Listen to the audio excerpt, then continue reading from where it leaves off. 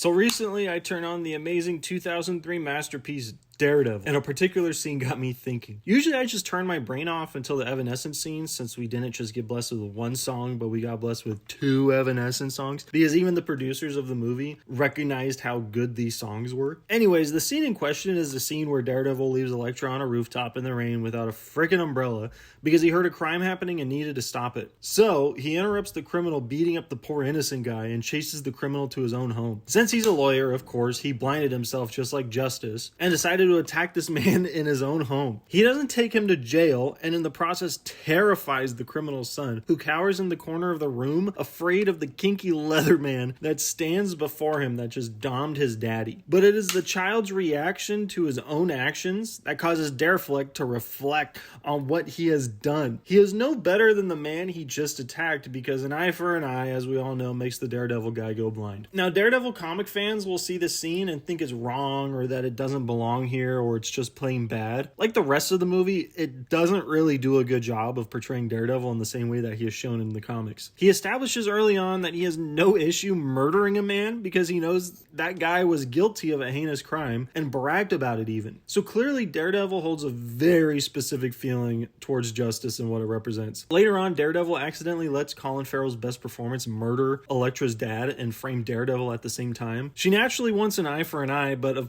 course, Darefleck is already blind. So when she confronts him about it, she realizes, oh my god, this blind man couldn't have killed my dad. He can't even see. But then she is killed because of course she is. So naturally Colin Farrell has to fight Daredevil because there must be some form of retributive justice inside the Catholic Church, blah blah blah. You can't just let these creepy guys wearing dark garments get away with crimes. The film ends with Darefleck confronting his father's killer and sparing him, declaring himself, quote, I'm not the bad guy.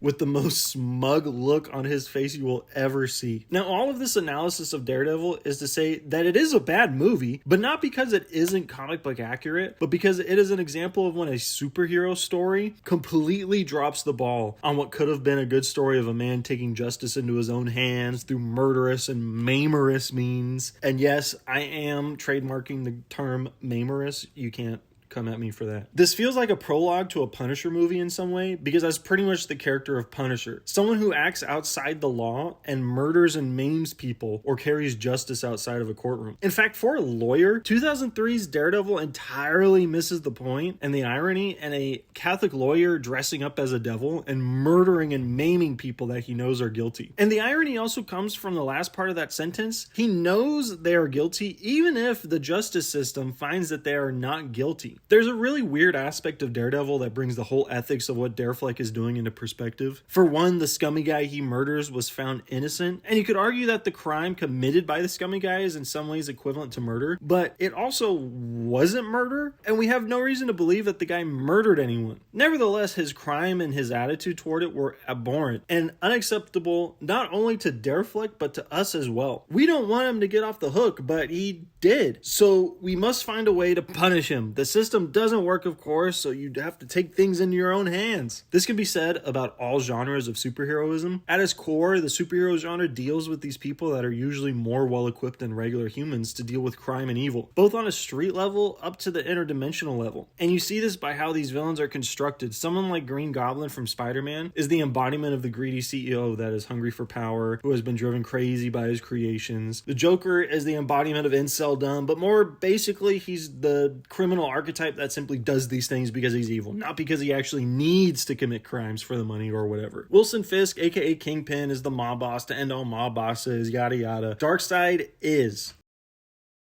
a literal god that is the embodiment of hate, tyranny, depression, everything crushing about what it is to exist in the world. He takes all of your hope and destroys it. How are we supposed to defeat that? The Joker and Green Goblin and Kingpin get taken out over and over and over again by Spider-Man and Batman and Daredevil. But Darkseid is a literal god. How do you stop a god whose goal is the ending of everything that is good? Comic books often pose that we want to not only overcome, but often punish our oppressor. Anyone or anything oppressing or impeding on your ability to live life on your own terms is meant to be punished. When you are mugged, you want the muggers taken to justice. And who better to do that than someone who's not only more powerful, powerful than the muggers, but is also more kind than even you are. You wish you or someone else had the ability to do unto them what has been done to you. You trust in an individual more than you do some abstract process in which someone who is obviously guilty can get away with a crime. But how do we grapple with emotional conflict? Street level thugs mugging you as you walk home only to be stopped by Daredevil is much different than Thanos or Darkseid coming to threaten the balance of the universe. The stakes are much higher, so we need more super people to take this on. How do you fight the embodiment of tyranny and hopelessness? How do you even attempt to fight back? It requires every single superhero you could imagine to band together to fight back, because Darkseid does not just live. Darkseid is. These villains are cosmic in nature, and naturally so is their meaning. Cosmic villains are terrifying because there is no justice system to persecute them. You can't just put depression on a trial no matter how hard you try. You can only beat it back with wildly elaborate schemes and methods that only suppress it for some period of time until it seeps through the cracks slowly and begins infecting your every being until you have to confront it again. But it never stops existing. Superhero comics almost unanimously propose that traditional law enforcement isn't enough. Our system doesn't work, so we need super people to do the dirty work for us. They also propose that there will always be some sort of threat that we as basic humans are no match for. Like, Superman is the grand hero that we aspire to be, but he is also the hero that can end wars between nations, save a young girl from suicide, save the universe from total damnation and collapse. So what I am proposing in this video, and will convince you of, is that superheroes aren't just fighting cartoonish villains and administering justice to criminals who would threaten us, but that superheroes represent more the notion of being good in the face of evil. We can't stop crime all by ourselves, but we can help people with their emotional struggles, or if a crime affects them in any particular manner. It doesn't prevent the crime per se, but if superheroes exist to stop crime, yet crime prevails, then what are superheroes even here for? I'll be mainly talking about Superman here, mostly to create a comparative figure to explain why Daredevil from 2003 actually isn't good. Because, yes, I know,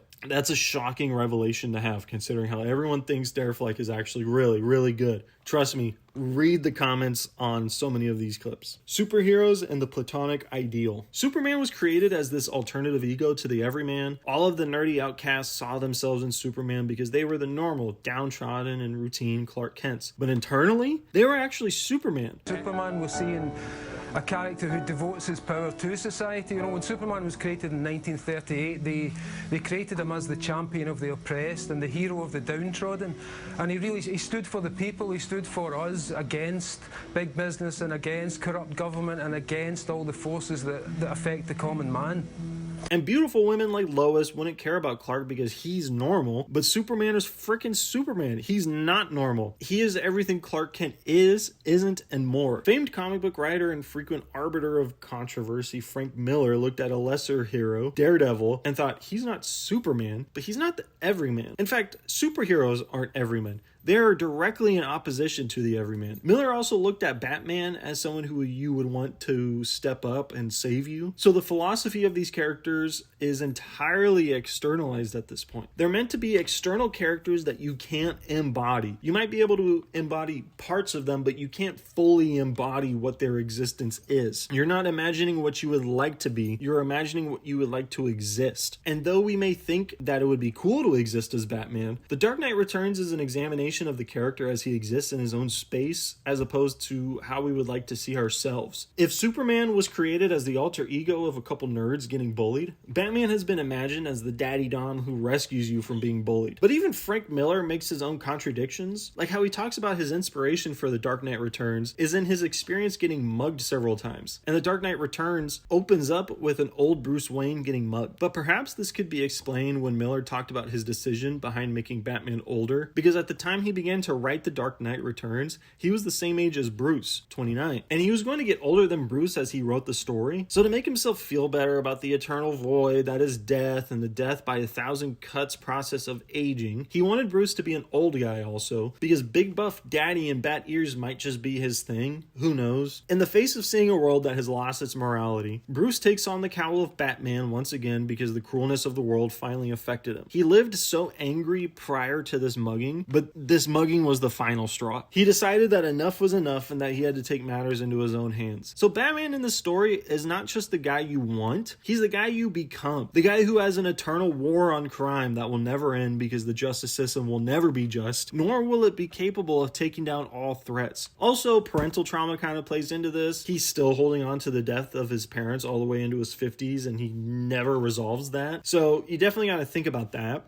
Speaking of misery, a big misstep that has kind of died down in modern comics is that if you want to do quote-unquote something new or make something good, you throw in some murder and sexual crimes, constant brooding, and an absolutely deadly edge that even the most edgy 14-year-old would cut themselves on. If you are going to make something dark, it has to have the themes to match. Characters can't just murder and deal with complex ideas like being blind justice, and then at the end spare the final villain and announce that they aren't bad. I'm sorry, Dareflick, you murdered and maimed people in this movie, and you barely did any lawyering. You're still not a good person, especially because he only says this because he stopped Kingpin and Bullseye without murdering them or traumatizing a child. He only claims his redemption because no children were affected, but he still crippled the guy. Dareflick represents everything wrong with the direction that comic books took in the mid-80s and early 90s, and most of the 90s, I should say, because that shift was facilitated in some part by the desire to no longer believe that we are above the criminals that we persecute. Or rather, we have no problem employing similar tactics as our enemies to stop them and enforce punishment. The scale of the punishment must drastically match the scale of the crime. Sound familiar? But these stories sold well for a time. But like I said earlier, just because something gritty is successful doesn't mean gritty equals good. You have to actually write a decent story where these characters confront these things or battle with trying to be good while doing bad things. And that's what The Dark Knight Returns kind of does, and it's the best example of something like that happens, and I'll mention some other examples later, but The Dark Knight Returns is probably the best example of actually confronting these ideas, even though Frank Miller himself in his later years has probably missed the mark on what he wrote and what he was really criticizing at that time. But nonetheless, the books that started this trend are what you should kind of go back to and look at for an actual critical analysis, as opposed to The Offspring, because The Offspring tend to not really understand what this turn or what this adoption of grittiness really meant. So you must remember from the name of this section that I mentioned Platonic ideals. So let's get into that. For the uninitiated, Platonic ideals propose the idea that out there somewhere, off in the ether, is the perfect version of everything. There is the perfect chair, the perfect wine, the perfect human. But all that exists in our reality really is just flawed imitations of these perfect things. We can think of a chair that is the perfect idea, but to actually create it is nigh impossible. It's the whole cave allegory thing. There's people in a cave that have never seen the world outside the cave, except shadows of things on the walls, blah, blah, blah. These real things exist as evidenced by their shadows on the wall, but their form is imperfect,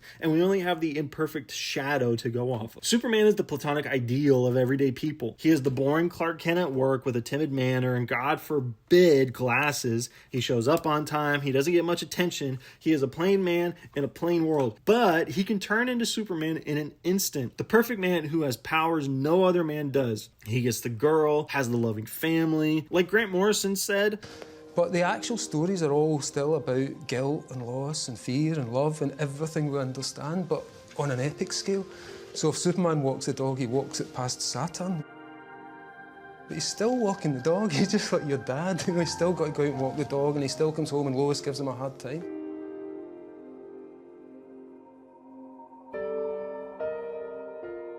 And I thought those are all the things that make the story, because the great thing about Superman is even when you can juggle stars, Lois Lane can undermine them with one cruel word.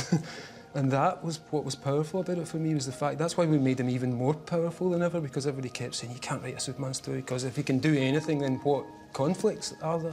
And I thought, well, emotional conflicts, the biggest ones, the things we all understand. Superman is relatable because he does all the same things as us, just in a more grand way. And he still deals with emotional problems such as confronting his own death and helping common citizens with small issues, but also big issues like fighting back against tyrants and facilitating peace between warring countries. He's the platonic ideal of what humans should strive to be. Joe Shuster and Jerry Siegel conceived of Superman because they were children of immigrants, and it's a long story, but basically they were bullied and had to fight anti-Semitism on a daily basis in the Depression-era United States. They wanted to be something better, not just have a father figure come in. They wanted to be Superman. They wanted the power to stand up to the bully and to also get the girl. They straight up said in an interview that they liked the idea of Superman because if they were Superman, they'd get girls. You can't make this up. Superman early on wasn't really the beacon of hope more than he was what two nerdy guys hoped they could do to the people that had done them wrong or done society wrong. They wanted to get the girl, punish the criminals, and had no issue with killing if it meant that the criminals deserved it or if it would prevent further death. And he was still an orphan, but he didn't have Ma and Pa Kent to instill any human morality in him. In fact, he didn't really have any parents at all to instill anything in him. He was just a mysterious orphan from Krypton. He was a product of where he came from and acted accordingly, except with extreme power on a more tame local level. It wasn't until patriotism washed over America after World War II that these characters really developed a morality system. Obviously, one of the most successful periods of Superman was the 50s, the Mort Wiesinger stuff, which were hugely successful. They were read by kids, they were read by little girls, little boys. I think what was great was, and what he did was to take things we all understood. Like you say, Superman suddenly has a dog, and he's got a den with all his stuff in it, and he's got relatives who are aliens, and he's got friends from the future. During the war, he was a super patriot, suddenly the opposite of the man that he'd been 10 years previously. In the 50s, he was a suburban dad, like the men who were home from the war, trying to make sense of the new nuclear family and the sense of the terrible threat of the machine, the alien, the communist. And that was 50s Superman. Batman used to run around mowing down bad guys with his gun, but now that America had defined itself as the world's good guys, we couldn't allow the seedy and complicated characters to exist without some sort of limit to them. They had the seemingly unlimited power, but we couldn't act with the same methods of the bad guys. We had to exist above them, better than them. So we entered a Cold War, of course, where we wanted to see who could be more patriotic. Where does this paternalistic view of superheroes get us? Watchmen. The crotchety old man known as Alan Moore, like all artists, absolutely hates his work and hates Watchmen, but what Watchmen does really well is examine this idea of superheroes existing beyond ourselves. They may have some relatable elements, but they are the separate paternalistic figures. Who watches the Watchmen? Beats me because they're more powerful than other people. Yet the only one with real superpowers, in the sense of what we understand as superpowers, is Papa Smurf Manhattan. Dr. Manhattan is the result of an experiment gone wrong, and as a result, he becomes the most powerful being in the universe, blah, blah, blah. His power is so immense that his mere existence as an American is enough to deter nuclear war. It's not even that he does anything or espouses anything. He just walks around naked and says, "No nukes, America." But not really because he cares in any way. He just does it because he has the power to do so. This is a fear-based approach to facilitating peace. It's not peace facilitated by peaceful interaction and compromise or anything. And that's perhaps the sadness of the world that we live in. We don't have a superpowered being to save us from the threats of our world, to our country, so we resort to instilling fear into others to prevent any sort of escalation. But what if we don't want to use fear? What happens when we confront our own fears? Water break. Oh, all right.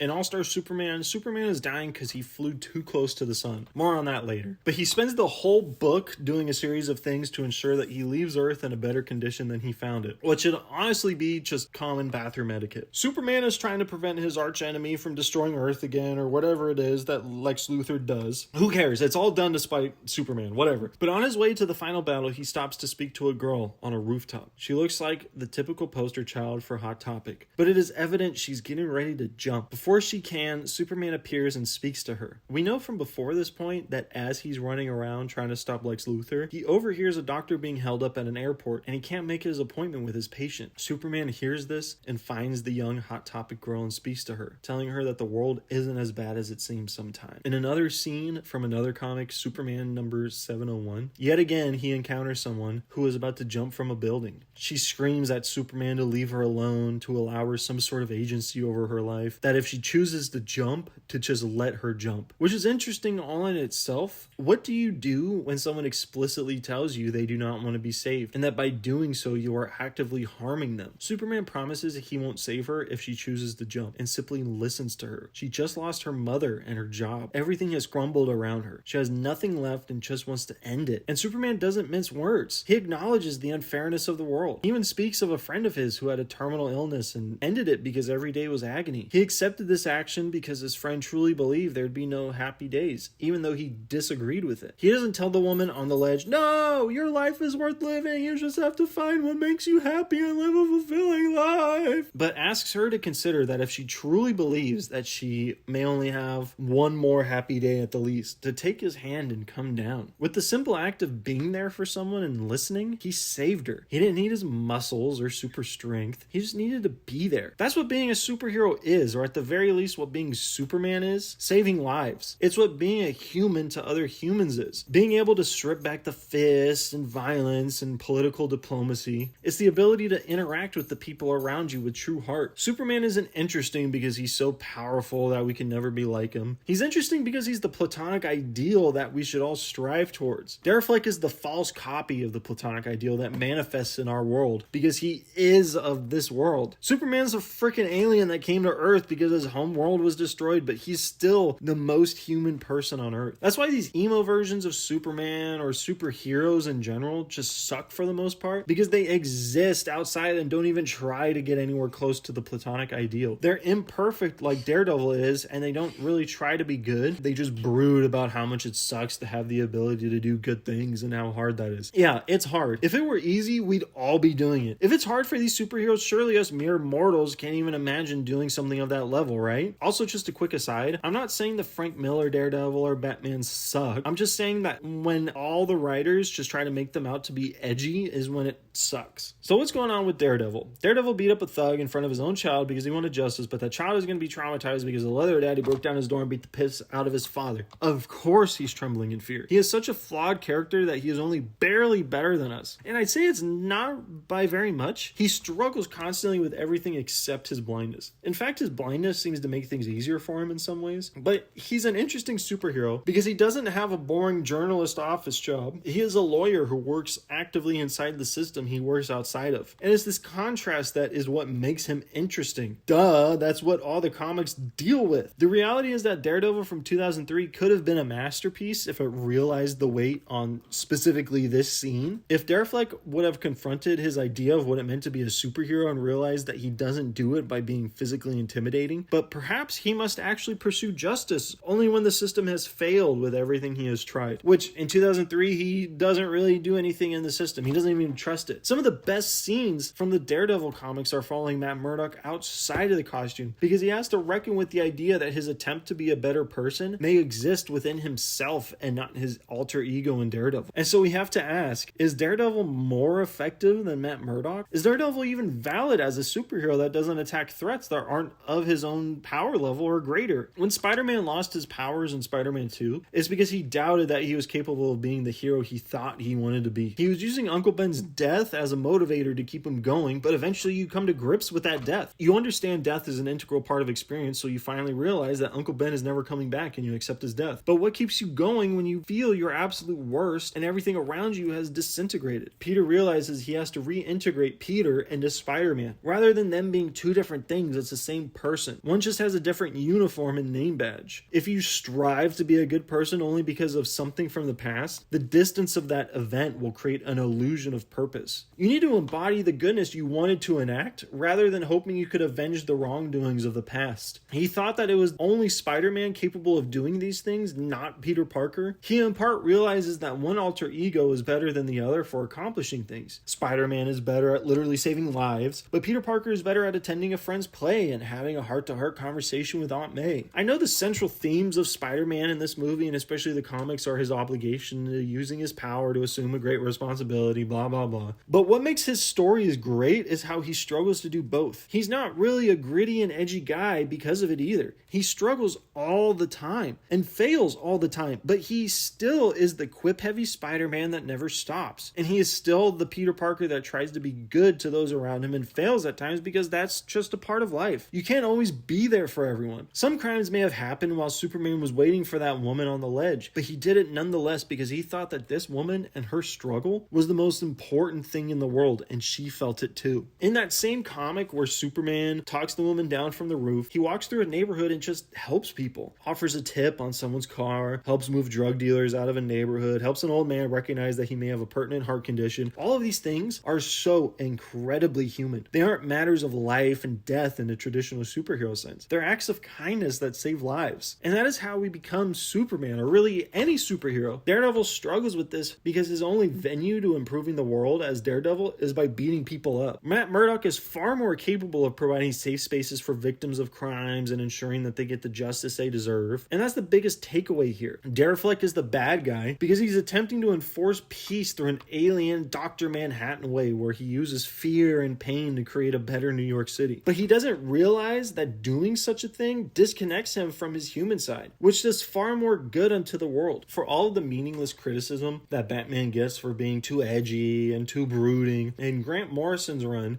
he helps a sex worker escape from a big old tough guy, and he scolds her for turning tricks on the street. But instead of just scolding her and doing nothing about it, he tells her to contact Bruce Wayne. She'll be able to get a job at Wayne Enterprises, and sure enough, she does. In the best Batman movie that's ever been put out, The Batman, Edward Wayne recognizes that he can't just be the vengeful force attacking everyone as his means to justice. He can't just impose his physicality to create a sense of safety. He has to become something more than just vengeance. He has to become human. Humans, superhumans, and Blade Runner. Oh my. I like seeing the waveforms from when I drink water and I see the little bumps from my gulps. The Blade Runner movies are a perfect example of humanizing actions that create an odd paradox in what we consider to be human. In Blade Runner 2049, Ryan Gosling thinks he's the chosen one, the special child. So he acts accordingly. He thinks he is special, so he must act as though he is special. He acts in goodwill and good conscience because he believes that he must. But then he finds out in the end that those were just memories implanted in him. He's not really as special as he thinks he is. However, is it the motivation of possibly being special that motivates him? Or was it that he was always a decent person without the motivation of being a special child? It's just that he was told to keep his head down and be a good Joe for most of his life. And since he has false memories, is it the memories that make him good or his programming? And how do we differentiate the two? I think in part it doesn't matter because by the time Kay figures out he's not the special child anymore, he has no reason to save Harrison Ford. Despite being told he's a nobody and to just do what he's told, he still does what he feels is right. It's not like him and Deckard had any special connection.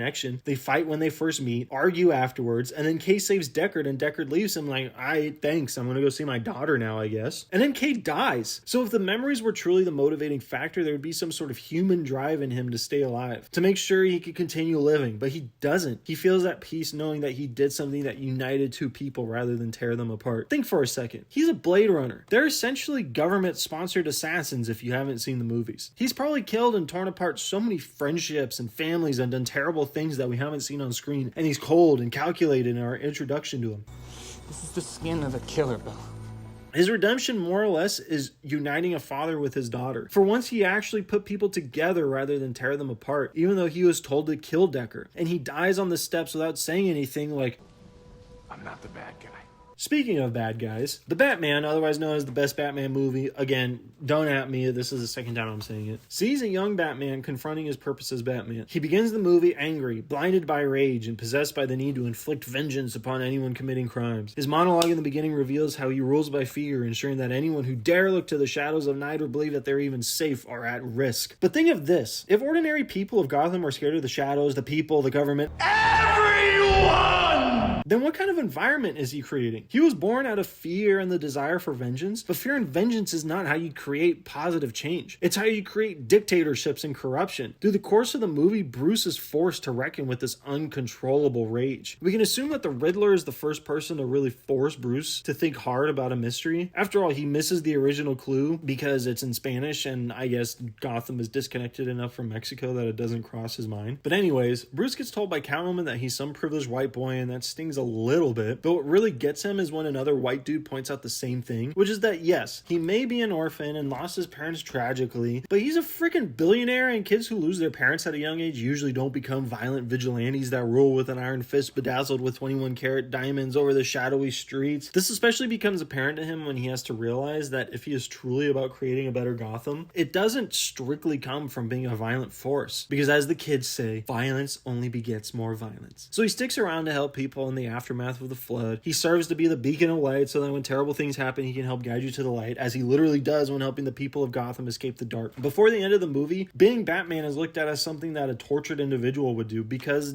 it is. Yet at the end of the movie, Batman is something and someone really we should aspire to be. This is the essence of Batman as superheroes in general, and it's shocking how people don't understand this. Both the audience and the writers. But they also aren't just goofy one-line quippers. Back to Blade Runner. In the original Blade Runner, replicant and leathered out baddie Roy Batty leads a group of androids called replicants to freedom, as fruitless as it may be, because our main character Deckard is tasked by the government to kill them. The key theme of this movie is the idea that if we imbue androids with sentience and then treat them as slaves, are we actually losing a part of our own humanity? And like, what makes us human in that sense, and what makes them not human? That's why those theories and ideas of Deckard actually being a replicant are out there. He's battling between the idea that he's participating in a system that makes him less human, but what do they consider to be less human? And is it possible that he is just another replicant that is following orders, almost like K, where he's being told to take down others, but the memories implanted in him make it so that he is not sure of who he really is? If Deckard is a replicant, then he must be less than human, because humans created replicants to be less than human, but almost human, though paradoxically Roy Batty proves throughout the movie that he is capable of the same feelings as humans. He is just as, if not the same as a human, despite the lack of reproductive quality and lifespan. But also, the sequel deals with the birth of a child from a replicant, for crying out loud. But if Deckard is a human, then what kind of person is he to be terminating these replicants that want to experience life so badly but can't because of their enslavement, a limited time span, and the inability to reproduce? It all gets into the idea of what makes a human separate from non-humans or androids or replicants. But if all we have to point to are biological markers, yet the replicant you see before your eyes appears and acts human and can even birth other humans, and you're still thinking of them as human when you see them, it is only the knowledge of a replicant or some sort of Turing test that differentiates that. But then Roy Batty is on a roof and delivers a beautiful monologue and dies.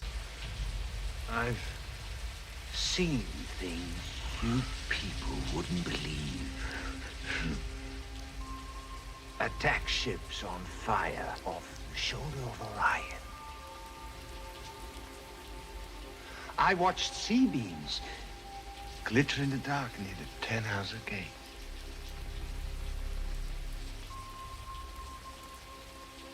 All those moments will be lost in time,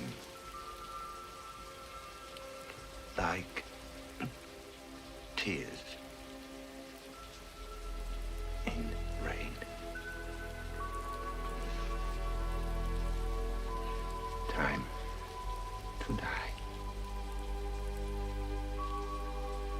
And with him dies the chance that the replicants will have at attaining any humanhood. In his attempt at pursuing humanness, he inadvertently proved that he is more human than human. He was more capable than Deckard of being a human. Batty spends the whole movie trying to save his friends and his people. Deckard spends the whole movie murdering replicants because that's just what he's told to do. And I would say it's what he's good at, but I mean, he also kind of isn't. He gets his butt kicked and he gets a beatdown from every replicant he encounters. In Blade Runner 2049, Kate proves himself to be more capable of humanity than Deckard, because Deckard is just a hired gun pretty much that does what is told of him. Throughout the original Blade Runner, he is presented with the idea that maybe replicants are actually closer to humans than we think, but he still goes on a merciless rampage because that's just what he's told. Kay, on the other hand, believes himself to be a part of the case that he's trying to solve, in which he has to murder a child that he believes to be himself. Rather than turn himself in as his presumably programmed duty to his masters, he defies their orders and works behind their backs to solve the case. Both of these these movies have non-humans being more human than humans. And I keep saying that they are more human than human because their goals do not align with eliminating people explicitly because they are people. Their goals are to find their meaning and live a meaningful life. The humans just kill or employ others to kill. Are we so pessimistic in ourselves that we must imagine that we have to create something that is more partial to human life than us? Eesh. It's part of why these more cynical takes on superheroes and Superman clones kind of bothers me. These attempts to make Supermen more like all the negative aspects of humans is missing the point in corrupting what it is to be Superman, or even really a superhero. It's not an all-powerful being with a huge ego. It is someone with all the physical power and sometimes intellect, but they can't just mold other people's minds through telekinesis. Superman can't influence other people with his mind. He has to resort to actually interacting with people. It's why something like Watchmen, which I love very dearly, comes off so cynical in its portrayal of Dr. Manhattan. He's a genius, sure, and he sees time as a flat plane rather than something that is blind to him. He is all-knowing and all-powerful, and this seems to be the logical conclusion of trying to humanize or make alternative takes on Superman. It's just a cold and calculated being that barely experiences human emotion authentically, creating meaning. Hot take, Daredevil 2003 is the solution to the male loneliness epidemic, or at least how it's understood through film. Don't worry, I'll elaborate.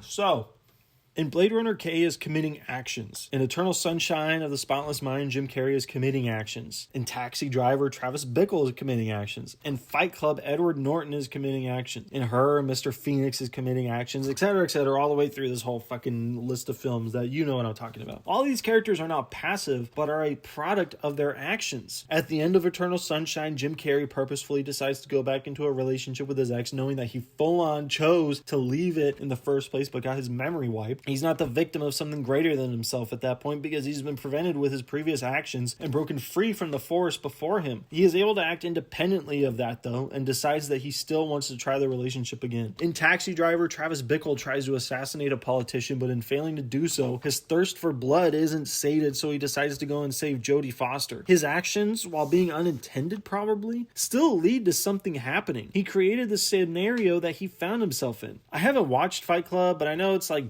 gay or something, so I'm sure it's the same thing. Edward Norton feels stuck, does something to blow up buildings and create a revolution, and then he uses an external part of himself to do all the big things he thinks he isn't capable of doing, but it's still him because, plot twist, he actually has the Brad Pitt 8-pack and did everything Brad Pitt did. It's almost like Norton is Clark Kent and Brad Pitt is Superman? Just a question, just a suggestion, throwing it out there. So many of these movies have endings that directly showcase how the main characters created their own situation. But the quote-unquote literally me reading makes it seem like it's society, man. They just don't want you to succeed, and capitalism, man. And these are so literally me, man. As if these characters, for the most part, don't end up doing something good or ending up in better spots by the end of their movies. The quote literally me viewing of Blade Runner 2049 seems to end at the scene where he's looking at the big hologram and gets told that You look like a good Joe.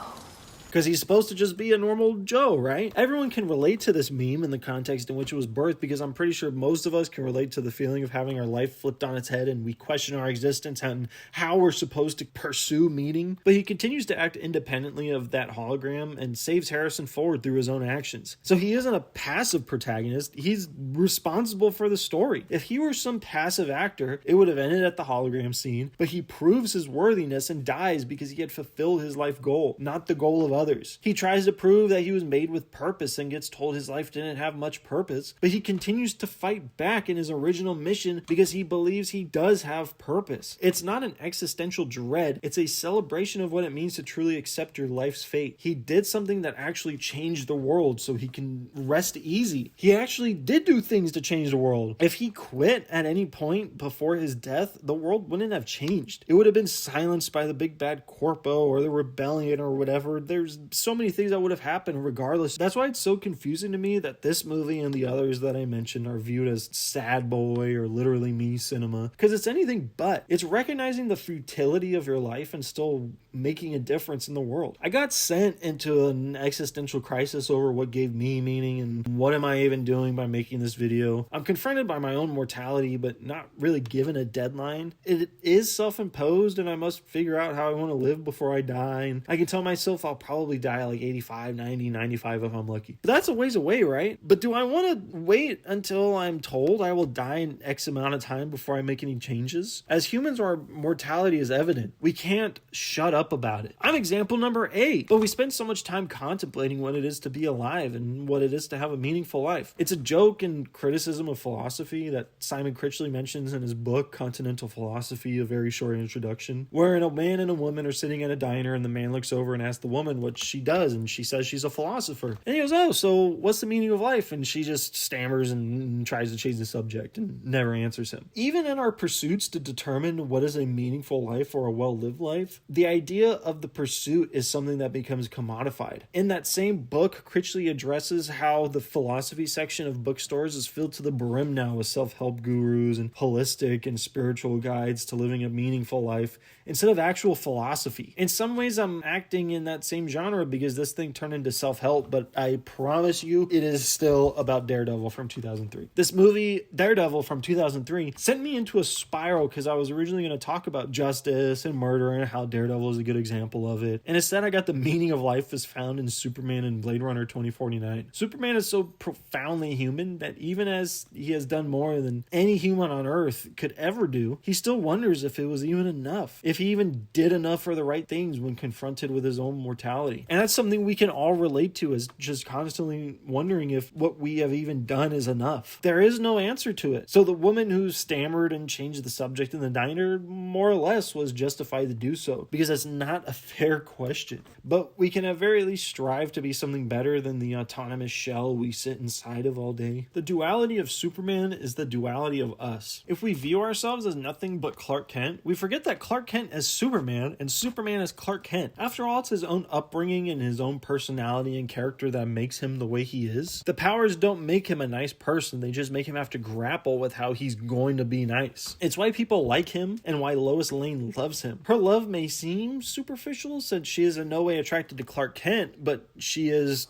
attracted to Superman. It's his willingness to be smarter, his willingness to do good things, his willingness to listen and be kind. It's all of these things that make him unique. Everyone is Clark Kent in some ways because we have some part of ourselves that we aren't always showing. It's the Sun Tzu thing of being kind but dangerous or whatever. I don't even know if that's from Sun Tzu, but I'm leaving it in. It's not that you're literally about to beat someone up at a moment's notice. It's that there are parts of you that exist beyond what people see. Parts of you that do good things that others don't see, and you shouldn't go bragging about it because it's not meaningful if you're just using being a good person as a tool to show off to others. So let's get deep for a sec. As if I haven't dragged out the material offered by Daredevil 2003, and trust me, this video is still about it.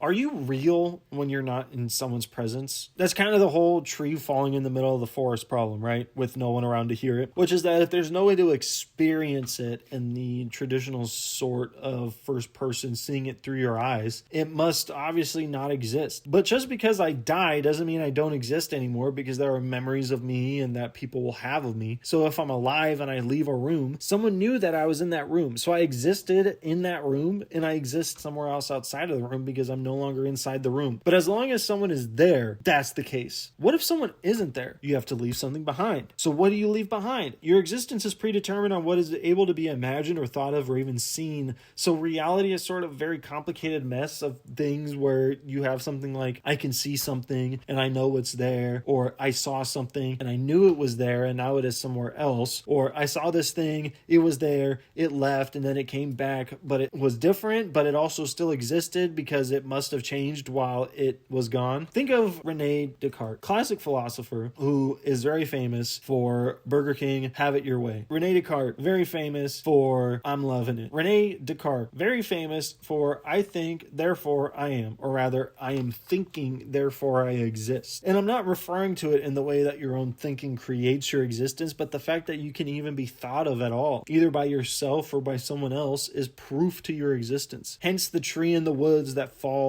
I'm making a sound! exists purely because we are thinking about it. It's all very, I'm 14 and this is deep type of stuff, so I don't really want to mess around too much with getting complicated in this whole sort of notion. But that's essentially where something like the importance of Superman comes in, or even K from Blade Runner, which is that you're important and you're known so long as people know that you exist or existed from what you leave behind. K lived all by himself and actually didn't interact with anybody except for Joy, but just because you were lonely doesn't mean you don't exist. So this is why I'm trying to argue that in some ways you still exist no matter what, even if you think you don't, because people know and recognize you in the various things you leave behind when you die, the way you imprinted on the world. Think of your past coworkers. You know your coworkers even if you don't remember each one per se, depending on how much you switch jobs, of course. But you know of the ones that you remember certain things. You remember their face. You remember an interaction you may have had with them. You may not know all of your coworkers if you work in some sort of mega corporation, but if you know the person that you work next to in your little cubicle, even if just by their face. The power of Superman is that he's someone whose story continues even outside of All-Star Superman, or at the very least, it makes All-Star Superman feel more real. He's also Clark Kent. He exists outside of Superman and has the boring aspects of his job that we also have. We have boring jobs, but our lives are supplanted with extraordinary tales or unique times where sometimes we do good and sometimes we do bad. But nevertheless, these are tales that follow us and that we create because we experience them and integrate the knowledge of that experience into some other type of lived way or interaction with another person. Like, say you watch this video and decide to actually go on and not be a terminally online goblin like me. If other people do it, then sure, it may not be the most unique thing, but the way in which you do it and the people you interact with is unique. You are unique because everything in your life is unique. The way you listen to music, the way you watch movies, the way you watch YouTube, even the way in which you do and experience and think about these things is unique. But you need to ensure that there is something that makes people think of you and your thought process to create your existence when you're gone. In All-Star Superman, Superman reveals to Lois that he is Clark Kent, and he shows her around different things in the Fortress of Solitude while they talk. At one point, he is showing her a hologram from the far future, but he tells Lois that he anticipates someone at some point after he is gone will find his fortress. So he wants there to be some kind of evidence of what it was like to live at the dawn of the age of the superheroes. He wants some sort of living memory that not only did he exist, but so did the others around him. And also his thought process and different things. I'm sure there's notes in there, even just the existence of whatever items he has in his Fortress of Solitude are evidence of his thought processes. These things that he created and things he touched has his memory imbued in them. His memory will persist. There is another scene from the same issue where Superman walks into a room with Lois and she remarks that he's wearing something different, something kind of peculiar. He tells her it's a traditional Kryptonian formal wear that he sewed himself. This is one of the presumably many artifacts that he has made, not only for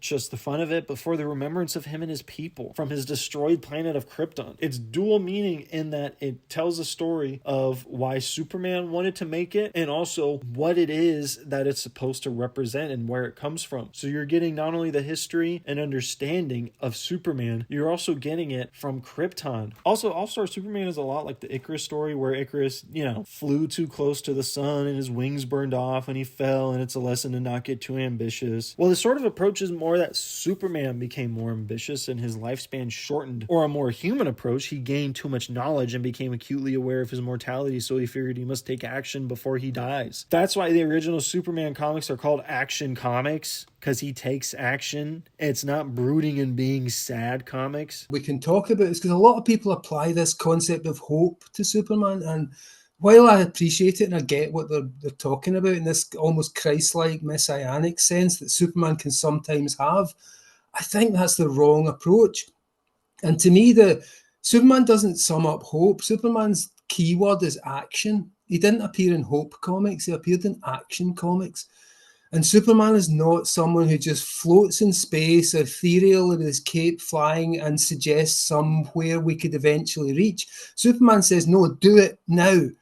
Action. So Kay and Superman are perfect to compare because Kay at the police department and at home is normal everyman. But in the field and beyond, his home is different. It's why when he has the revelation that he must leave, Joy interrupts him with the threesome. His work and his superheroic journey is separate from his personal. Hence why he doesn't really talk about work at home, because it's distinctly separate. But at work, he looks freaking sick. I mean, he's a cyberpunk Sherlock who uncovers a deep conspiracy and he is the key. Just not the key he expected. In the finale for Blade Runner 2049, 2049, Kay makes the conscious effort to disobey the rebellion trying to get him to kill Deckard, and then saves Deckard for love. He could have wallowed in his self-pity, he could have tried to remain invisible and worthless, but what he did was what he thought was a good thing to do in spite of his awareness of this worthlessness. But the issue with using stories in this way is wrong. Partly, stories are our lives but exaggerated. We're not meant to take these stories exactly as ways to live, but concepts to aspire to. You don't just die after you do something good, because otherwise it's like if one person watched Blade Runner 2049 and then it was erased from existence. We are not like Kay or like Superman in that we die after we do some good deed or conclude the narrative surrounding a certain segment of our life. The nature of these stories being continuously accessible, that is to say infinitely rewatchable, rereadable, is what makes it continuously helpful. If you believe your help for others begins and ends with one task and therefore your life story is over, then you have an unrealistic view of reality. Time keeps continuing. And like I mentioned with Spider-Man 2 earlier, you'll fail, sure, it'll be hard to do, trying to be good while watching out for yourself. It's a tough thing to balance. But I believe that something that is difficult yet creates good in the world is worth striving towards. Even if you don't have a 100% success rate, at least you try, unlike Darefleck who goes,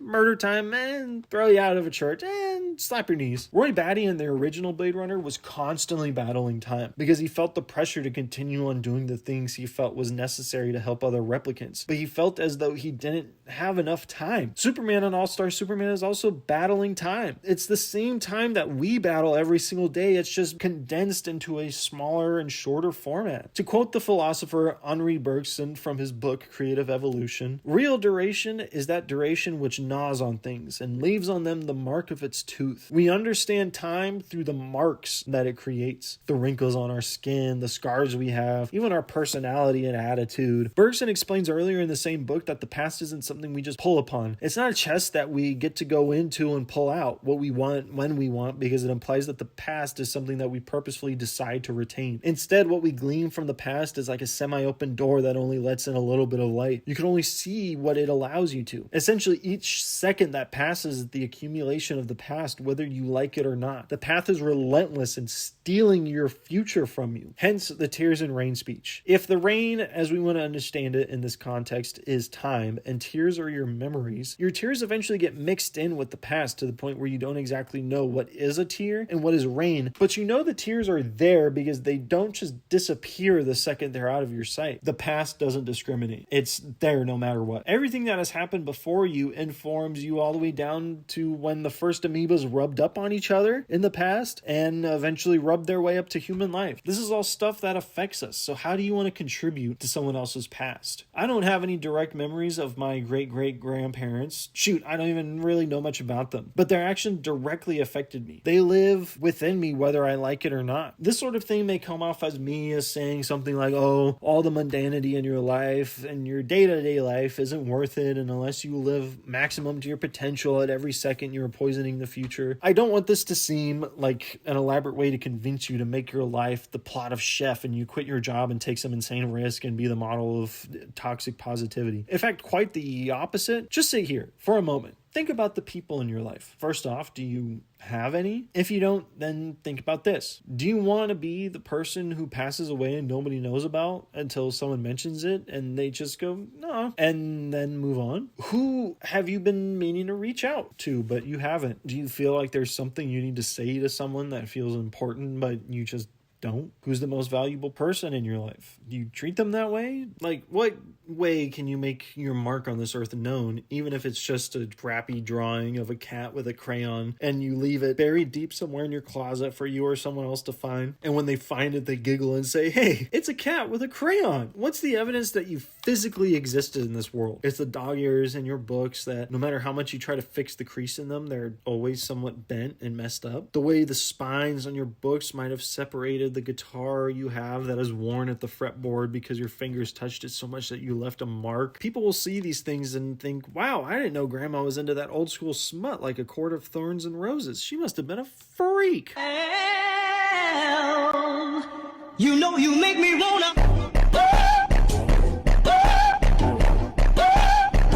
So at the end of all this, I say just recognize what you're capable of and know that you can't save the world, you can't end wars or genocides on your own, you can't end crime, you can't end depression, but you can try to act on your own. You can make someone's day with a compliment or a single conversation. You can help someone when they ask or when they need it. We need to stop believing that someone else is going to come in to save the day. Someone else might not reach out to your friend that you haven't spoken to in months and you're worried how they're feeling. Someone else might not help that kid who has no friends and sits by himself. Someone else might not strike up a conversation with that old guy at the coffee shop who goes every single day and tries to talk to the baristas who just want to get through their day, but his wife died recently and he's just so desperate for some kind of connection. Someone else might not help that person that is struggling to turn on the waffle cooker at the hotel breakfast bar. But if we did it, then we take the embodiment of Superman and apply it to the real world in a way that's worth it. To strive to the platonic ideal is to see yourself as Superman, not in a egocentric way, but to think, what would Superman do? Superman is constantly being faced with challenges, new foes, old foes, friends, emotional problems. Every single month he is encountering something, sometimes multiple things across multiple stories. But he keeps going. All right, last of my water. Ready for me to tie this back into Daredevil? So Darefleck begins the movie as what I'll call a pre-Chad or quote-unquote true Chad. He's good-looking, does well with women from what we understand. He has a good job, has a good friend, but he's got deep emotional trauma and is unable to really form any healthy relationships, as is exemplified by this Oscar-winning phone call in the beginning of the movie. Matt, it's Heather. Are you there? Of course you're not there. You're never there. At least not to me. Look, I didn't want to do this over the phone, but it's not like you've given me any choice. I mean, it's been 3 months now, and I've never even seen your apartment. Every time we sleep together, I wake up in the morning alone. I mean, Jesus, where do you go at 3 o'clock in the morning? I thought that if I waited, if I was patient enough, you'd let me in. That we'd take our relationship to the next level. Then I realized that this is the next level. Goodbye, Matt. I hope you find what you're looking for. He's really lonely at the heart of everything. He lives alone in this dark apartment listening to grunge as loud as he can because it hurts. And of course it hurts to listen to loud grunge when you have super hearing. He's like how the quote-unquote Chads in real life are. Sure, they may seem perfect, hence the quote-unquote true Chad or pre-Chad that I mentioned. But they aren't just some soy-jack drawing of perfection that doesn't exist beyond characteristics. He finally finds someone to match his freak and they do really well together. But because he still can't form healthy relationships, he ditches her for some mission that ultimately causes him to question what he's even doing. His new love dies directly because of his involvement, not only in how he's been threatening the Kingpin and Elektra's father gets framed or something, whatever dumb thing happens there in the plot. It doesn't matter. You didn't come here for Daredevil, even though I'm trying to tie it all back in. Elektra dies in her pursuit of revenge, but before she dies, she realizes she was misguided in this pursuit. She realizes she's not the bad guy or bad girl. It feels kind of weird to call her a bad girl as she's being stabbed in the abdomen, but you know, whatever. Nonetheless, she realizes only as she's dying that her actions led to this empty and cold feeling. Darefleck wants to avenge her death and does, but then avenges his father's death. And it's only then that he thinks he isn't the bad guy anymore. But he clearly didn't learn anything because he's continuing to do what led to all the bad shit. And it didn't really have any good outcomes. If he didn't put on the costume the night that Elektra's father was assassinated, she wouldn't have gone on the hunt for Daredevil. She might have just gone on the hunt for Bullseye. But at the very least, she'd be going after the right person instead of being distracted, which leads to her death. He's just creating more and more violence without actually standing for anything. He's committing actions, but they aren't very good ones. They're all self-serving. I sound a lot like Jordan Peterson in that last one. Think of Plato. What's you gotta know what the postmodern Neo-Platoists are gonna be doing. So in reality, Bullseye actually had a dream about his mom and barbecue sauce.